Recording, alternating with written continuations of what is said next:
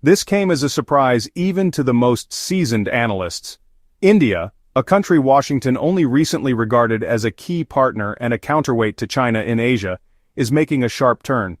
And what's especially important is that this turn is not just in some neutral direction, but directly against the United States. Donald Trump, confident that sharply raising tariffs would force New Delhi to give in and play by Washington's rules, seems to have underestimated just how much the balance of power has shifted in the region and in the global economy overall. The first warning signs appeared in publications by the Economic Times of India and the British Financial Times, citing senior officials and business sources. Both newspapers reported that New Delhi is considering freezing major projects of American corporations on its soil. And at the top of the list is Apple, the very symbol of U.S. technological power. For Washington, this came as a blow, since in recent years India had become the main destination for Apple's shift of production away from China. It's worth recalling just a few years ago, Apple's leadership made a strategic choice. After decades of working hand-in-glove with China's Foxconn factories, the company faced mounting geopolitical risk, escalating U.S.-China tensions, trade wars, sanctions, rising nationalism, and tightening tech laws. All of this made Beijing an unreliable partner for a corporation worth nearly $3 trillion. That's when Certino began looking for alternatives, and they found one: India. The reasons were clear. First, India is one of the largest and fastest-growing smartphone markets in the world. More than 1.4 billion people with hundreds of millions just entering the consumer class for premium devices.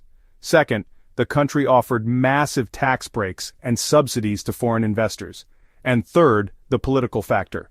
Washington saw New Delhi as an ally that could balance China's growing power. Apple fit perfectly into that strategy by creating tens of thousands of jobs and investing billions of dollars in India.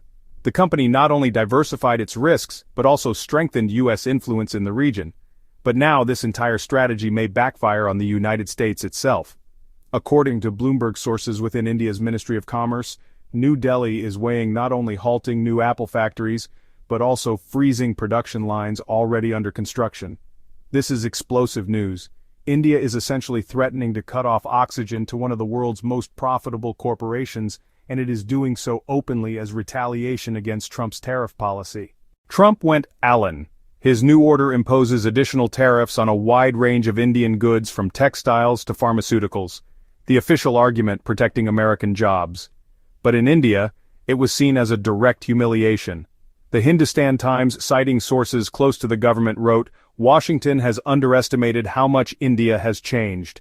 If before the country had no choice but to listen to the U.S., today it has its own levers of pressure, and those levers are not only economic. Behind India now stands China, and that is perhaps the worst-case scenario for American diplomacy."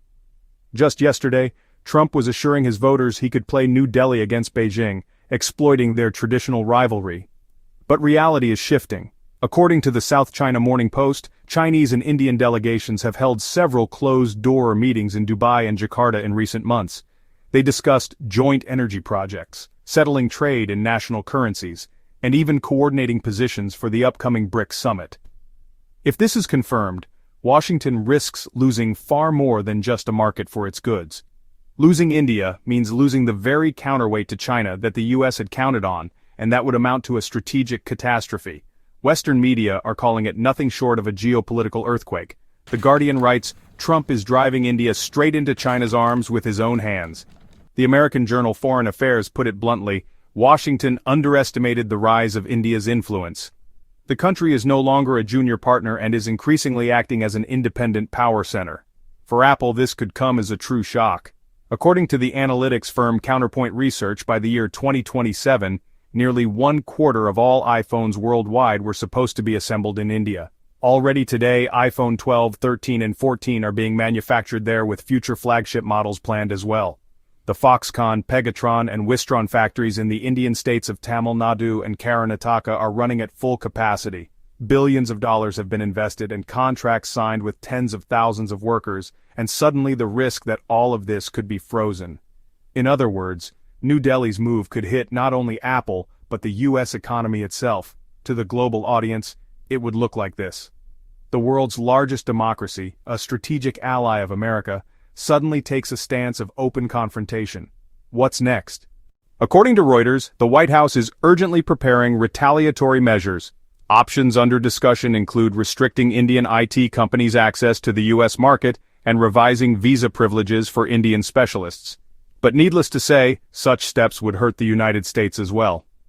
After all, Indian engineers make up the backbone of Silicon Valley, driving development at Google, Microsoft, and dozens of startups. Meanwhile, as Washington searches for new levers of pressure, New Delhi statements are growing louder. The picture that emerges is striking.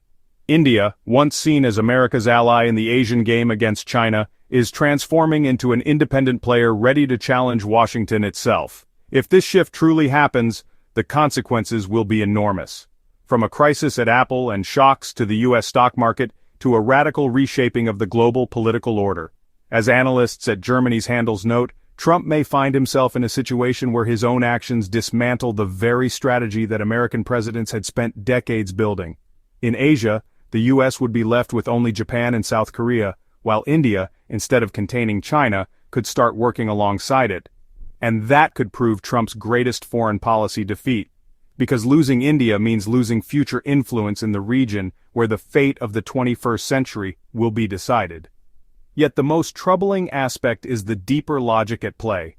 For the first time, India is showing that it is prepared to use its new economic power not just for domestic growth, but also as a tool of foreign policy pressure, and that fundamentally changes the rules of the game. And all of this is happening as India prepares to host the BRICS Plus summit. According to sources cited by Financial Express, it may be there that the official announcement is made on the creation of new settlement mechanisms in rupees and yuan for major energy transactions. For Trump, this would be a shock. After all, for decades, the dollar has been the primary tool of American influence. But if New Delhi and Beijing move forward with this step, the dollar will lose part of its unique role, and the U.S. will lose yet another lever of pressure. Ultimately, Washington itself is pushing India into the arms of the very forces it is trying to oppose. Trump sought to punish New Delhi with tariffs, but instead he handed Indian leaders a political argument they had lacked for decades. We are strong, we are independent, and we can say no to the United States. This has become not only a slogan for India's elite, but also a point of national pride.